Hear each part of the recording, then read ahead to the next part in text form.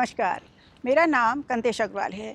आपको मेरे वीडियोस पसंद आ रहे हैं तो उसे लाइक, कमेंट एंड सब्सक्राइब करिए। आइए, आज हम जानेंगे भगवान श्री कृष्ण के बारे में। क्या कहें भगवान श्री कृष्ण के बारे में। इस पूरे ब्रह्मांड में जितने भी समुद्र हैं, उसमें जितना भी पानी है, उसकी स्याही बना दी जाए और ये जितने भी पेड़ हैं, इसका कागज़ बना दिया जाए और फिर भगवान श्री कृष्ण के बारे में लिखा जाए, उनके बारे में तब भी नहीं लिखा जा सकता। क्यों? क्योंकि इंसान की जो बुद्धि है वो उल्टे चम्मच की जैसी है, जिसमें एक बूंद भी ज्ञान नहीं चलता है। और भगवान का आनंद, भगवान का प्यार, भगवान का ज्ञान और परमात्मा का प्रकाश पूरे ब्रह्मांड के कण कण में व्याप्त है। इतने बड़े, इतने ब्रह्मांड में समाये परमात्मा का ज्ञान और उसका प्रकाश को कागज़ पे कैसे उतारा जा सकता है। ऐसा नहीं है कि जब पूर्ण परमात्मा जब धरती पर आता है तो लोग उसकी आरती उतारते हैं या उसको बहुत मान सम्मान देते हैं, उसे प्यार देते नहीं, बल्कि होता ये है कि जब भी पूर्ण परमात्मा धरती पर आता है तो लोग जहाँ वो खड़ा होता है, लोग वहाँ झेर उगलते हैं। लेकिन इन लोगों का परमात्मा के ऊपर कोई असर नहीं होता। क्यों? क्योंकि जैसे जो आप समुद्र देखते हैं वो एक छोटा सा है, पूरे ब्रह्मांड का समुद्र बना दिया जाए तो उसमें आप कुछ भी चीज़ डालेंगे, यानी कि बुरा व्यवहार जो ये दुष्ट राक्षसी प्रवृत्ति के लोग डालते हैं, उसके ऊपर क्या असर होगा? कुछ नहीं। समुद्र के ऊपर आप थूकिए, चाहे उस पर पत्थर मारिए, उस पर क्या असर होगा? कुछ नहीं। जो लोग फेंकेंगे उन्हीं के मुंह पर आ जाएगा। इसीलिए परमात्मा का जो व्यक्तित्व होता है वो समुद्र, पूरे ब्रह्मांड का समुद्र जैसा है और आसमान से ऊपर भी उसका व्यक्तित्व है। इसलिए उसके ऊपर इन दुष्ट राक्षस लोगों का जो व्यवहार होता है, भगवान के ऊपर इसका कोई असर नहीं होता है। भगवान श्री कृष्ण का जन्म पापियों का नाश करने के लिए हुआ था। भगवान श्री कृष्ण ने सारे पाप का नाश किया था। रोहिणी नक्षत्र की अंधेरी काली रात में कृष्ण पक्ष की अष्टमी को भगवान ने माँ देवकी की कोख से जन्म लिया था। भगवान को इंसान जानता किस नाम से है? माखन चोर। इंसान की बुद्धि ही इतनी है, उसे लगता है कोई तो क्वालिटी, कोई गुण ऐसा है जो भगवान का हमसे मिलता है। हम तो लाख झूठ बोलते हैं, लाख चोरियां करते हैं, एक गुण है जो भगवान का हमसे मिलता है, माखन चोर। इंसान इतना भी नहीं सोचता, एक छोटा सा बच्चा किस स्थिति में माखन चुराएगा? एक खाने की वस्तु दूसरे के घर में कब चुराता है? जब उसे अपने घर में नहीं मिलता है। वे भगवान श्री कृष्ण जब वृंदावन से द्वारिका गए थे तब वो वापस लौटकर कभी नहीं आए थे। क्यों? क्योंकि जब उनको पता लगा था कि यशोदा और नंद बाबा उनके असली माता पिता नहीं हैं, तब उनके दिमाग में पूरी चक्र घूम गया था कि उनके साथ ये व्यवहार क्यों हुआ था। इसलिए वो दोबारा वापस कभी नहीं आए थे। क्यों? क्योंकि परमात्मा निस्वार्थ, निष्काम कर्म करता है, यानी कि परमात्मा सिर्फ देने के लिए आता है। और इंसान जब देख लेता है कि सामने वाला पूरी तरह गलत है, फिर भी किसी न किसी मोह और किसी न किसी स्वार्थ के कारण उससे जुड़ा रहता है। लेकिन परमात्मा जब देख लेता है, उसके दिल को कोई बात लग जाती है, तो वहाँ लौट कर वो कभी नहीं आता। जब भगवान श्री कृष्ण ने वृंदावन छोड़ दिया था, यशोदा नंद बाबा का घर छोड़ दिया था, वहाँ खाने के भी लाले पड़ गए थे। राधा और कृष्ण की शादी भी यशोदा ने नहीं होने दी थी, क्योंकि यशोदा माँ कहती थी कि राधा कृष्ण का नाम लेके पूरे गांव में नाचती रहती है और ये मेरे उद्देश्यों पर, आदर्शों पर खरी नहीं उतरती है। भगवान श्री कृष्ण के माता पिता वासुदेव और देवकी हैं, उन्हीं को जाना जाना चाहिए और उन्हीं को माना जाइए, वही उनके असली माता पिता हैं। श्रावण मास में भगवान शिव की पूजा के आराधना के साथ साथ भगवान कृष्ण की आराधना का भी विशेष महत्व है। जो भगवान कृष्ण की आराधना इस महीने में करता है उसको मोक्ष की प्राप्ति होती है, क्योंकि भगवान इस महीने अति आनंद उत्सव में रहते हैं। भगवान श्री कृष्ण 16 कलाओं से पूर्ण है।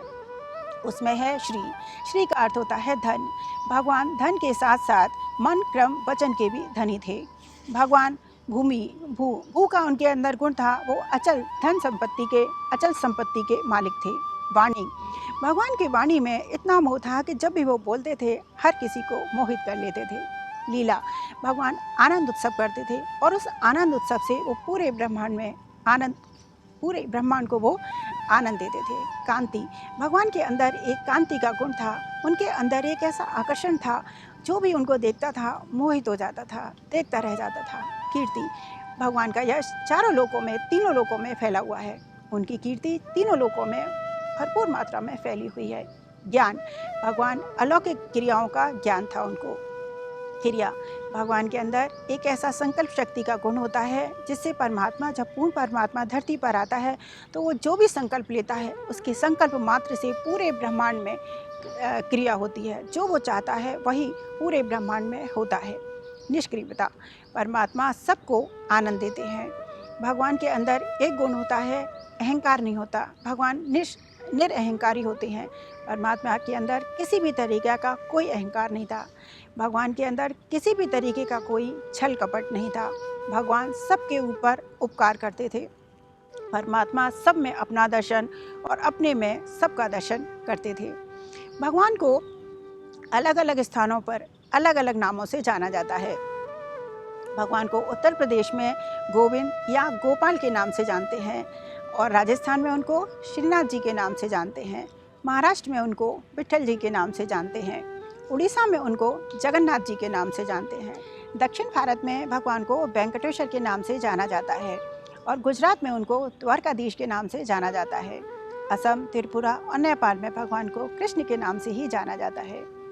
कृष्ण के नाम में जो गोपाल नाम में गोविंद और गोपाल के नाम में जो गौ शब्द का प्रयोग किया जाता है उसका अर्थ होता है इंद्रियां। ऋग्वेद में भी इसका वर्णन है कि गौ शब्द का अर्थ होता है जिस मनुष्य की इंद्रियां उसके वश में होती हैं। भगवान श्री कृष्ण की पांचों इंद्रियां उनके वश में थीं। भगवान श्री कृष्ण के पिता का नाम वासुदेव था, इसलिए भगवान को पूरे जीवन वासुदेव के नाम से भी जाना गया। भगवान श्री कृष्ण के दादा का नाम शूरसेन था। भगवान श्री कृष्ण के बड़े भाई का नाम उद्धव था, लेकिन उनके चचेरे भाई का नाम उनके बड़े भाई का नाम बलराम था और उनके चचेरे भाई का नाम उद्धव और अंगिरस था। ये बहुत कम लोगों को पता है, इसकी जानकारी बहुत ही कम लोगों को है कि जो अंगिरस थे उन्होंने बहुत तपस्या करी थी और वो जैन धर्म के बहुत बड़े तीर्थंकर नेमिनाथ के नाम से प्रसिद्ध हुए थे। भगवान श्री कृष्ण ने असम के राजा नरकासुर से 16,000 राजकुमारियों को मुक्त कराया था।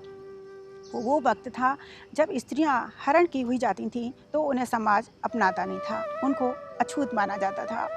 तो भगवान ने उनको सम्मान देने के लिए उनके पास आत्महत्या करने के अलावा और कोई उपाय नहीं था, इसलिए भगवान को उनकी जान बचाने के लिए और उनको सम्मान देने के लिए उनके साथ विवाह किया था। वैसे भगवान श्री कृष्ण की मूल पटरानी एक ही थी, रुक्मणी। रुक्मणी महाराष्ट्र के राजा रुक्मी की बहन थी। रुक्मी इनका शिशुपाल का मित्र था और भगवान कृष्ण का शत्रु था। भगवान श्री कृष्ण के धनुष का नाम सारंग था और उनके चक्र का नाम सुदर्शन चक्र था। भगवान श्री कृष्ण की प्रेमिका का नाम राधा था। राधा बरसाने के सरपंच वृषभानु की पुत्री थी। वो भगवान श्री कृष्ण से 6 साल बड़ी थी और दोनों 16 साल तक मिले थे। दोनों आनंद लीला करते थे, दोनों निष्काम प्रेम में रहते थे और उसके बाद जब भगवान वृंदावन से द्वारिका गए तब वो दोनों कभी नहीं मिले। भगवान श्री कृष्ण अलौकिक विद्याओं का ज्ञान लेने के लिए मथुरा से उज्जैन आ गए थे। जब भगवान उज्जैन आए थे तो वहाँ पर उन्होंने सबसे बड़े ब्राह्मण महर्षि संदीपनी से ज्ञान प्राप्त किया था। भगवान के सारथी का नाम दारुक था। भगवान श्री कृष्ण के गुरु का नाम शांडिल्य था, लेकिन भगवान श्री कृष्ण का नामकरण महर्षि गर्ग ने कराया था। भगवान श्री कृष्ण ने गुजरात के समुद्र के बीचों बीच द्वारिका का निर्माण किया था। द्वारिका पूरी सोने की बनी थी और उसको उस समय के सबसे बड़े शिल्पकार विश्वकर्मा ने बनाया था। महाभारत युद्ध की समाप्ति के बाद जब युधिष्ठिर का राज तिलक हो रहा था, उस वक्त गांधारी की कौरवों की माता गांधारी ने भगवान श्री कृष्ण को महाभारत के लिए दोषी मानते हुए उनको श्राप दिया था कि जिस तरह से कौरवों का सर्वनाश हुआ उसी तरह से यदुवंशियों का भी सर्वनाश हो। इस श्राप के चलते भगवान श्री कृष्ण जब द्वारिका आए तो सारे यदुवंशियों को लेकर वो प्रभासी क्षेत्र में आ गए। महाभारत के कुछ देर के दिनों के बाद सात्यकी और कृतवर्मा में विवाद छिड़ गया और इस विवाद के चलते सात्यकी ने कृतवर्मा का सिर काट दिया। ये विवाद युद्ध में भड़क गया और दोनों यदुवंशी 2 भागों में विभाजित हो गए। 2 भागों में विभाजित होने के बाद दोनों में बहुत तेज़ी से युद्ध होने लगा और सारे यदुवंशियों ने एक दूसरे को मार दिया। पूरा यदुवंश समाप्त हो गया। जब यदुवंश समाप्त हो गया, इसको देखकर भगवान श्री कृष्ण के बड़े भाई बलराम बहुत ही पीड़ित हो गए, वो बहुत ही दुखित हो गए और वो समुद्र के किनारे ध्यान में चले गए। ध्यान में जाने के बाद वो शेषनाग के अवतार थे और उसी अवतार में वो अपने लोक चले गए। उसको देखने के बाद भगवान श्री कृष्ण भी ध्यान में चले गए। जब वो एक दिन ध्यान मुद्रा में लेटे हुए थे, तभी वहाँ पर एक जया नाम का बहेलिया आया। वो शिकार कर रहा था हिरन का। उसे भगवान का तलवा, जो भगवान ध्यान मुद्रा में बैठे थे, उनका पैरों का तलवा उसको हिरन के मुख जैसा लगा। उसने उस पर तीर चला दिया।